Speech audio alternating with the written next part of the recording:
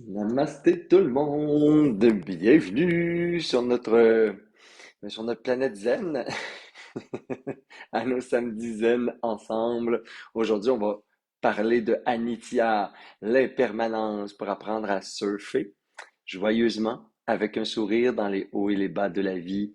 Alors, bienvenue à ceux qui sont nouveaux. C'est un moment où on partage un thème sur la sagesse bouddhiste et une méditation guidée pour transformer notre esprit. Alors, bienvenue aux nouveaux, bienvenue à ceux qui sont là tous les samedis avec moi en direct, en différé. Bienvenue et merci à tous ceux qui partagent notre moment de brin de sagesse bouddhiste et de méditation. Et on est en défi 21 jours en ce moment. On est à notre 10e jour ce matin. Alors, je vois qu'il y a déjà des gens. Fiona est là ce matin. Elle était là aussi à 8 heures en direct. Alors, merci à ceux qui sont là et qui relèvent le défi 21 jours de méditation, une discipline joyeuse à tous les jours, hein, pour activer des nouveaux circuits neuronaux mais aussi pour transformer fondamentalement l'esprit. Alors, coucou tout le monde, allô Gisèle, bonjour ma belle Christine aussi qui est là, Christine Joyal, 2 fois plutôt qu'une aujourd'hui. Bonjour Manon, bonjour Martine Pomerleau aussi qui est là pour la 2e fois ce matin. Allô ma belle Anne, coucou, bon matin.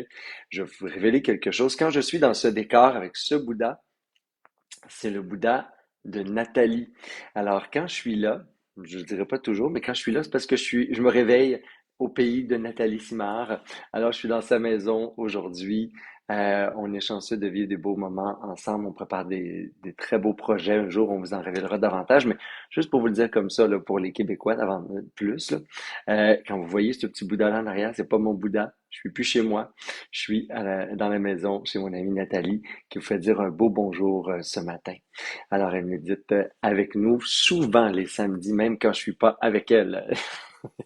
Alors, coucou José, bonjour tout le monde, merci de vous connecter.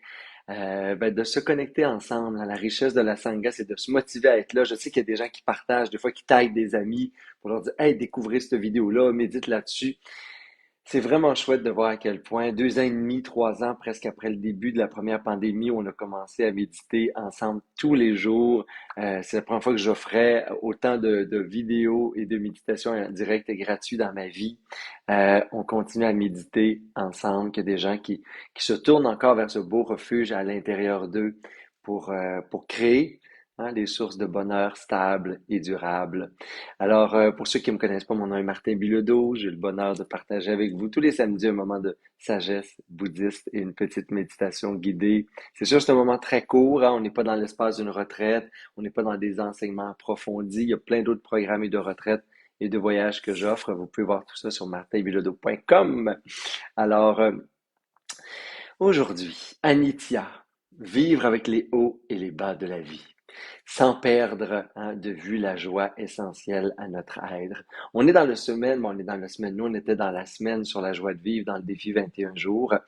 Alors je récupère certains thèmes que je pense qu'il est urgent de se rappeler, sur lesquels il faudrait repratiquer, repratiquer et repratiquer. Notre joie dans l'impermanence, notre joie de saisir l'impermanence de la vie comme une occasion de se réjouir, d'honorer, de célébrer chaque moment comme quelque chose de tellement précieux. Et aujourd'hui, peut-être qu'il faut se rappeler, et je sais que quand ça va bien, on médite pas beaucoup sur l'impermanence, la mort, le deuil, et ainsi de suite. Quand ça va pas bien, puis on est en crise, là. Moi, j'ai déjà animé des méditations sur la mort plusieurs fois, là, sur le Bardo Toda, le livre des morts tibétains, etc. Et les gens, quand ils vont pas bien, ils disent, Martin, est-ce que c'est normal? Moi, méditer sur la mort, en ce moment, ça me calme, ça m'apaise. Oui, sûrement que tu dois traverser une belle grosse crise où il y a beaucoup de choses dont tu aimerais te dépouiller. Mais quand ça va bien, là, tu sais, quand on a l'impression là, qu'on surfe là, sur le haut de la vague, là, puis que notre sourire chaîne à l'infini, mais que tout ça, c'est parce qu'à l'extérieur, ça va bien. Hein? C'est pas, ça va pas bien aller, ça va bien. Euh, mais que la vague, un jour, elle va descendre. On ne veut pas se rappeler qu'un jour la vague va descendre. On ne veut pas se rappeler que l'impermanence, on doit aussi y réfléchir, on doit aussi anticiper joyeusement. Pas comme ah, un jour je vais tout perdre, un jour là, ça va bien, mais je veux pas le savoir. Rappelez-moi le pas que hein, même la santé, un jour, ben oui, je vais avoir des petites maladies, je vais avoir un rhume, je vais ralentir, je vais peut-être me blesser, tu sais, sur des décennies d'existence. Il va se passer plein de choses. Il faut pas perdre ça de vue. Fait qu'autant quand ça va pas bien, des fois méditer sur l'impermanence, ça goûte bon à l'intérieur, puis ça dit, ah ouais, un jour tout va foutre le camp, je serai plus là sur la terre, tous les gens qui m'énervent, cette société-là, ça va mourir, dans 100 ans, il n'y a rien qui va exister. C'est peut-être pas de cette façon-là qu'on veut méditer sur l'impermanence, hein, dans la paix et le calme. On veut plus davantage se rappeler que tout passe et apprendre à générer le calme, pas le désir de tout jeter, de mettre fin au monde et de mourir. C'est bien plus de flotter, être dans une espèce de vague de tendresse sur la vie parce que tout change, parce que tout bouge. On n'a pas à, tu sais, il n'y a pas une grande réflexion à avoir sur l'impermanence, en ce sens que tu sais, entre vous et moi, là, ça bouge, on le sait. C'est la première grande loi bouddhiste. Tu sais, Bouddha disait tout change constamment. Si on pouvait juste dire, hey, ensemble, on s'amuse, ça va bouger toute la vie. On n'est pas là pour perdre, on n'est pas là pour gagner, on est là pour faire une expérience humaine dans le plaisir, dans la joie, peut-être même dans la solidarité, peut-être même dans l'amour, à travers tout ce qu'on ne contrôle pas. Oui, aspirer à être le meilleur de nous à chaque instant, aspirer à être, mais tout le reste, là, entre vous et moi, la médecine tibétaine, c'est une médecine de l'humilité. Fait que oui, il y a des hauts, oui, il y a des bas.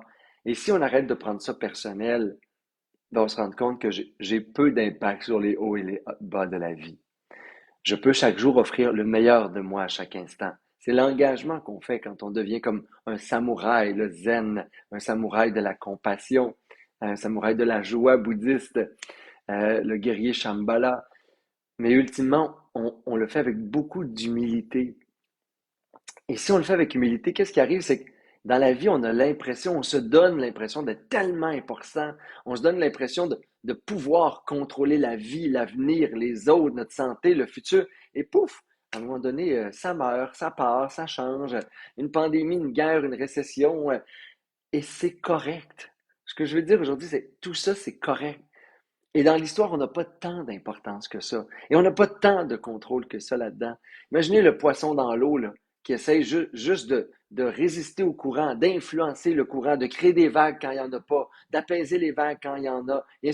Non, le poisson dans l'eau, dans l'océan, dans une rivière, dans un fleuve, il est au service du flot. Il vit en communion avec le flot de la vie, le flot de l'eau, le mouvement, les courants. Il se sert, hein, tout ce qui est dans l'eau, tout ce qui est dans la nature se sert de ce qui est là. L'aigle va se servir des courants chauds d'air qui montent pour voler sans être là en train de s'essouffler là, puis de papillonner comme un petit colibri. Les poissons vont se servir effectivement du courant océanique. Les grandes baleines, les migrations vont se servir de tout ça pour réussir justement à aller plus loin, à vivre, à pas dépenser de l'énergie inutilement, à pas résister. Parce qu'on sait bien que c'est pas un poisson, même la baleine, là, le plus gros poisson de l'océan, c'est pas elle qui va influencer les courants de la vie, hein. Nous non plus, même si on se débattrait dans tous les sens parfois, on a très peu de contrôle sur ce qui se passe à l'intérieur, mais beaucoup, 100% sur ce qui se passe à l'intérieur. Et ça, je vous le dis, quand ça va bien, il faut aussi se le rappeler. Un peu comme quand on dit, hey, moi dans la vie, là, je vais apprendre à vivre là, sans vouloir plaire à tout le monde. Puis on dit, OK, mais pour ça, je vais arrêter de prendre mal la critique, puis je vais arrêter de prendre mal quand les autres me jugent, puis ça ne me dérangera pas ce que les autres pensent de moi quand c'est négatif. Mais il faudrait aussi faire l'inverse, il faudrait se rappeler quand on reçoit des compliments, qu'on ne s'y attache pas, que ça ne définisse pas notre estime, notre dignité. Ça peut nourrir, ça peut vibrer, puis ça goûte bon dans le cœur. Mais si on laisse ça, si on laisse notre estime de soi dépendre des critiques positives, ben il est certain qu'on va, hein, négativement être là à résister, à critiquer ou à vouloir se revenger des critiques négatives. Ultimement, les critiques, les opinions des autres, la vie, l'argent, la santé, les hauts, les bas, ben, ça vient, ça part. On ne contrôle pas grand-chose. Et c'est merveilleux comme ça. L'attitude que je peux avoir sur l'impermanence, c'est vraiment de m'amuser. De cesser de prendre les choses personnelles, c'est ça. C'est pas à cause de moi, c'est pas par moi, c'est pas moi j'offre le meilleur. C'est ce que et comment l'univers réagit, comment la vie réagit, ben ça dépend de 8 milliards d'êtres humains ensemble qui créent le monde, l'humanité, notre société, instant par instant. Individuellement, ce que je peux faire, c'est essayer d'être le meilleur de moi-même dans ces petits moments-là que la vie m'offre, qui sont aussi impermanents. Et une façon de savourer encore plus joyeusement l'impermanence, qui est notre méditation de ce matin, c'est justement de se servir de l'impermanence comme un tremplin vers plus de joie, plus de gratitude, plus de célébration des moments. C'est comme si en se rappelant que tout passe, on se rappelle aussi qu'il est peut-être, c'est peut-être la dernière fois. Ce matin, j'étais à l'extérieur ici, dans la nature, et j'écoutais les trembles. Vous savez, cet arbre là, dont la feuille est toute petite, un peu ronde, et on les appelle les trembles parce que dès qu'il y a un petit vent, ça se met à trembler de partout, comme à frissonner là, joyeusement. Et ce matin, je regardais le tremble qui est mon arbre préféré au Québec. Euh, à cause justement, quand j'étais jeune, je trouvais que c'était comme euphorisant, ce petit tremblement-là. Et aujourd'hui, je me rappelais, tu sais, je regardais le tremble et je me disais, hey, c'est peut-être la dernière fois que je vois un tremble. Je ne sais pas. Ce tremble-là, ce son-là, lui, ce moment précis, il n'existera plus jamais. Hein, je préparais notre rencontre, je mûrissais, je contemplais l'impermanence dans ce qui m'entourait. Et pas pour se dire de façon fataliste que, my God, tous les gens que j'aime vont mourir, my God, tous ceux que je connais, c'est peut-être la dernière fois que je goûte à quelque chose, c'est peut-être la dernière fois que je marche, on n'est pas dans cet accablement-là ou la dramatisation de l'impermanence. On est vraiment dans une attitude qui se permet de voir l'impermanence de toute chose dans cette intention de savourer chaque moment unique et précieux. On contemple tout et on voit l'éphémérité. C'est comme si on voyait le monde du point de vue de la mort. C'est ça l'impermanence. C'est ce qui meurt, meurt, renaît, prend vie à nouveau sous différentes formes. C'est comme le continuum de transformation, l'impermanence, sans qu'on en soit très conscient. Mais tout est en train de se transformer constamment. Notre corps, la vie, les autres, nos relations, nos pensées, la nature, la société. C'est comme un bouillon cosmique qui est toujours en train de bouger. Et on peut, dans chaque moment de la vie, pour les apprécier davantage, arrêter de polluer notre esprit, notre cœur, nos relations de négativité, de colère, de ressentiment, de jugement, d'absence, de distraction, de cellulaire. Ben, si je me rappelle, en regardant chaque moment, chaque expérience en face, que c'est la première et la dernière fois que cette expérience-là, je la vis. Chaque expérience. C'est sûr, quand ça va moins bien, c'est le fun de se rappeler ça. Mais en même temps, on ne veut pas l'éviter parce qu'il y a une sagesse, parce qu'il y a quelque chose de précieux dans les challenges de la vie, dans les défis, dans les moments de ralentissement, je dirais même dans les moments de maladie. Il y a une réflexion à avoir sur la maladie, l'impermanence, la mort de toute chose. Ça nous rapproche de notre éphémérité, hein, globale, générale.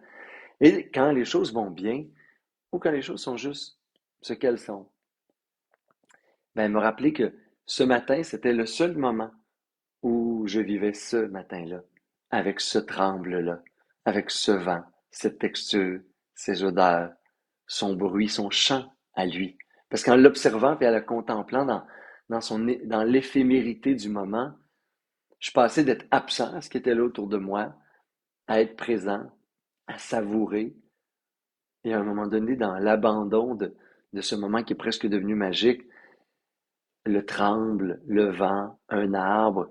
J'avais l'impression qu'il chantait. J'ai l'impression que c'était plus un bruit, c'était pas un tremble, c'était plus des feuilles, c'était comme un chant. Comme si la nature, le vent, tout ce qui était là est devenu comme un chant. Et si j'avais pas pris conscience de l'éphémérité de ce moment unique, pas me dire, ah ben des trembles, il y en a plein, la forêt c'est plein d'arbres, on en voir sûrement dans la vie. Jamais ce moment-là, jamais ce chant unique-là, jamais ce vent, ce matin, c'est mort. Effectivement, le moment que j'ai vécu là, il est mort. Je vous raconte quelque chose qui n'existe pas. Pas, plus, fini. Si je l'avais pas savouré, ben, je l'aurais pas honoré. Alors, quand on dit plonger dans le moment présent, en conscience de l'impermanence, c'est ça. Et aujourd'hui, j'aimerais ça qu'on médite dans cette compréhension encore plus mûre, plus mature, plus profonde de l'impermanence. On va contempler ce qui est là dans notre vie en se rappelant que chaque chose est déjà et toujours en transformation. Que chaque moment est peut-être le dernier de ce moment-là, de cette rencontre-là, de cette personne-là, de cette journée, de cet été. On ne sait jamais quand est-ce que c'est la dernière fois qu'on va voir quelqu'un. On n'a pas une minute, une heure à gâcher dans nos relations avec ce qui est négatif dans notre esprit, avec des enjeux d'ego et ainsi de suite. On n'a pas à gâcher des journées à être distrait ou obsédé par des pensées négatives ou des peurs, des ressentiments qui servent absolument rien de l'expérience du moment présent. Alors aujourd'hui, on se sert de cette sagesse de l'impermanence pour créer l'urgence de se réjouir, l'urgence d'être là, l'urgence de revenir ici maintenant, de revenir à la maison, revenir dans le cœur et de savourer là, pleinement, verticalement l'expérience de chaque instant. Alors, je vous invite à prendre votre posture de méditation, tout le monde. Une posture qui est bonne pour vous, que vous soyez le matin, le soir, l'après-midi, dans, dans une posture qui sera confortable pour les prochaines minutes. Immobiliser le corps. On peut bien sûr allonger la colonne vertébrale juste pour conserver une meilleure vigilance. Garder les yeux mi-clos ou les yeux fermés. On peut des fois juste entrouvrir les yeux si on croit qu'on pourrait somnoler pendant notre pratique de méditation. Et au début, on peut réinviter notre corps à respirer pleinement. Parce que chaque respiration est unique et précieuse.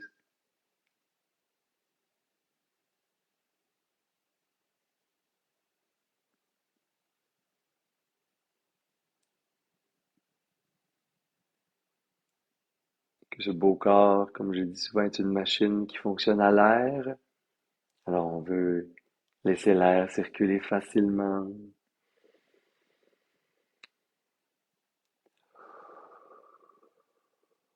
Inspiration par les narines. On invite la vie, l'oxygène. On expire, on libère. On va jusqu'au bout de l'expiration.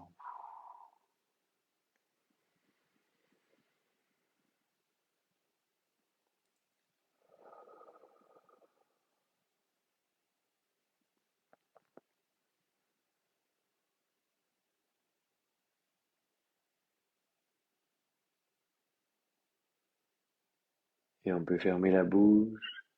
Après ces quelques respirations libératrices, revenir à l'attention sur le souffle et juste inviter le corps à conserver une respiration qui est naturelle et profonde.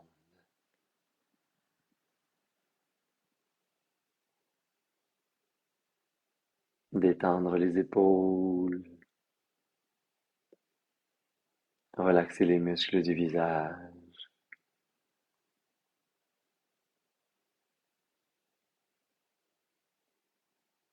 Se réjouir de cette pratique de méditation. Générer une intention qui est juste pour nous, qui résonne dans le cœur, comme ce serait merveilleux d'apprendre à m'amuser, à me réjouir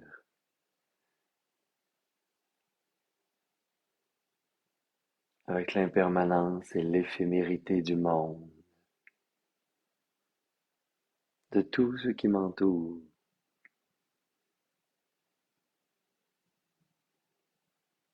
à vivre sans résistance, avec légèreté,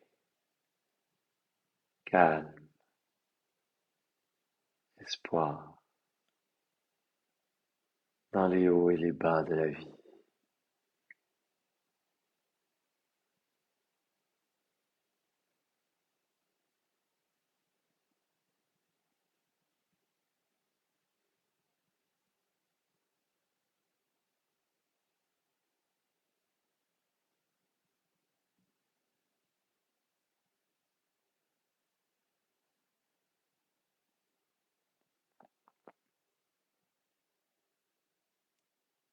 Et dans cette pratique, à chaque fois que l'esprit sera distrait, absorbé par d'autres pensées, des sensations, des sons à l'extérieur, je reviendrai directement au souffle avec un sourire.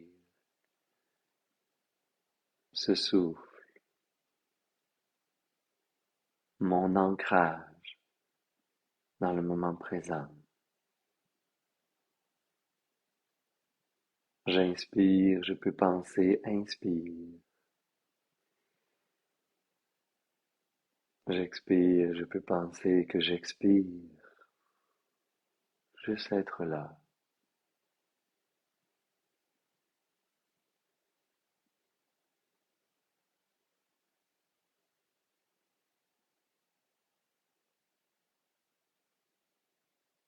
Revenir à mon intention et contempler en ce moment cette sagesse de l'impermanence, Anitya.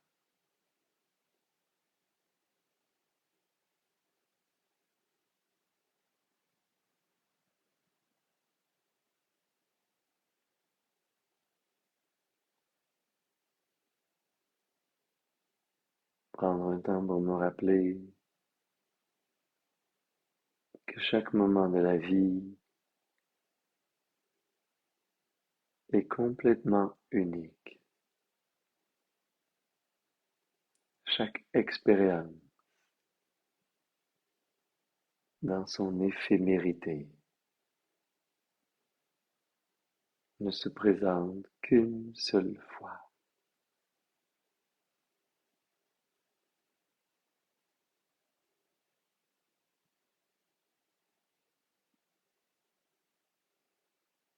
Chaque jour qui passe, comme les petits grains de sable d'un sablier,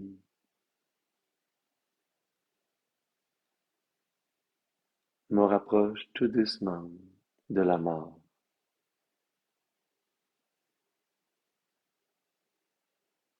Chaque journée ne passe qu'une seule fois.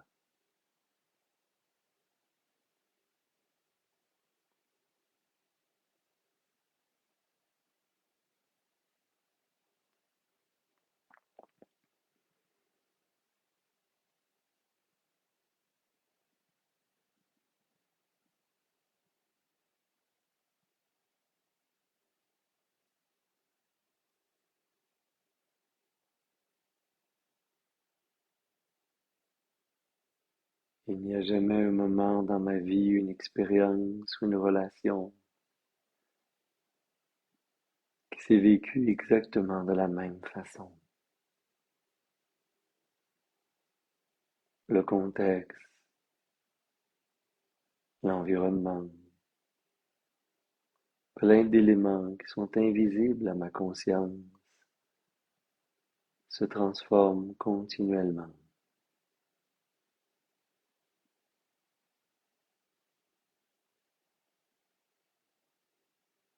Chaque moment est unique et précieux.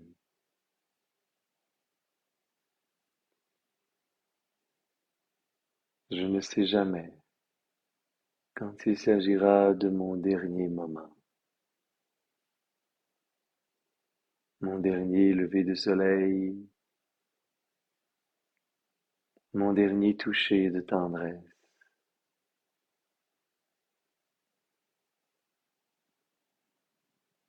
mon dernier chant d'oiseau,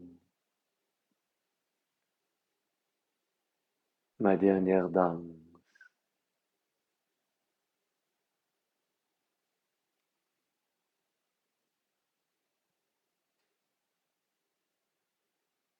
mon dernier souffle,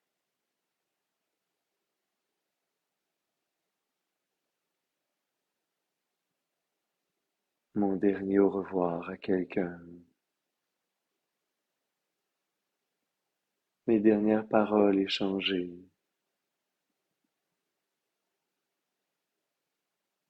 mon dernier jour dans ce travail,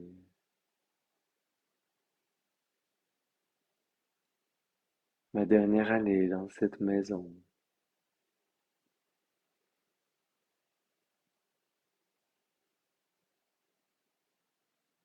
Il y a des milliers de derniers moments.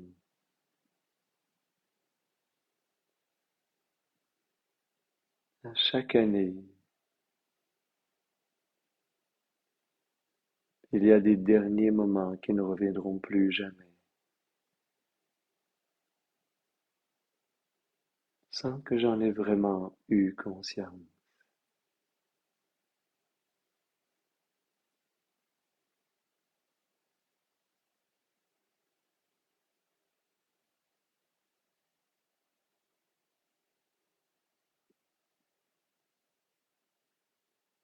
Et aujourd'hui, je choisis de méditer avec courage et conscience sur l'impermanence, sans m'enliser dans la mélancolie ou la nostalgie. Aujourd'hui aussi apportera son lot de merveilles, et demain et après-demain, comme autant de moments précieux qui seront toujours à la fois le premier et le dernier instant de ce présent impermanent.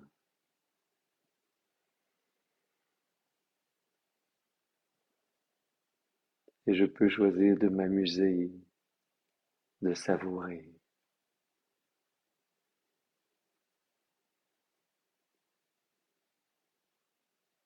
Je peux choisir de me réjouir.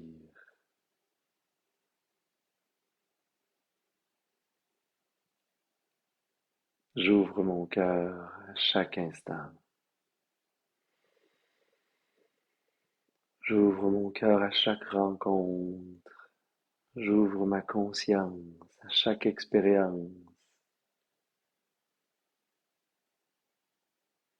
conscient que ce moment ne reviendra plus jamais.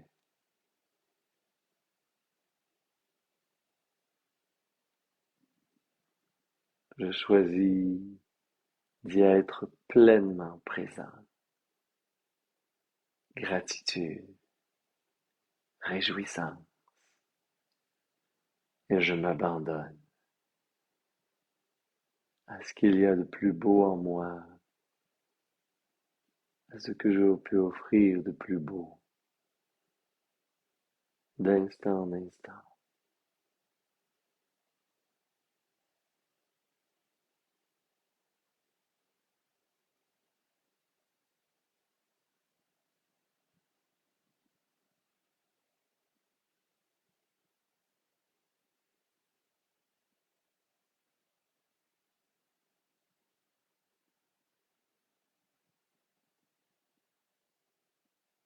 Je génère cette réalisation joyeuse de l'éphémérité du monde, de ma vie, des relations.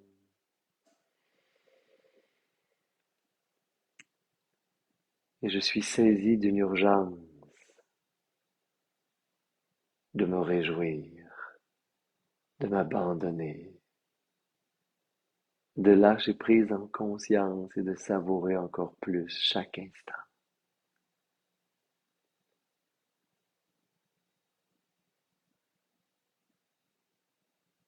Et c'est cette urgence de la joie que je conserve en mon cœur, cette urgence de la gratitude,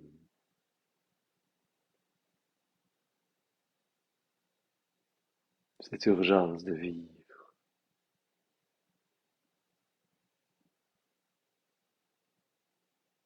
qui est mon dernier objet de méditation.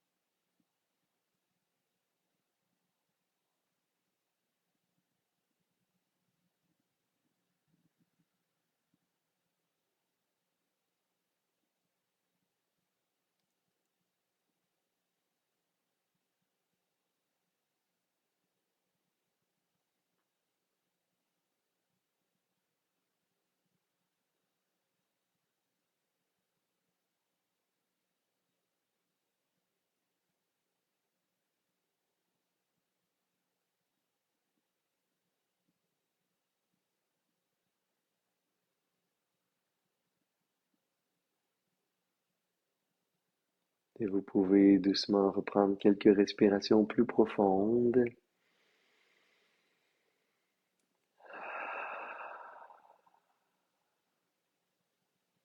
Prendre un temps pour vous réjouir de cette pratique, pour vous féliciter d'avoir pris ce moment,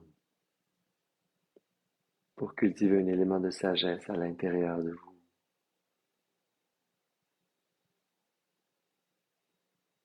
On peut amener les mains en namasté, les frotter légèrement ensemble. Amener cette belle chaleur au cœur. Inspirez par les narines. Expirez bouche. Et inspirez pour faire vibrer le son Om.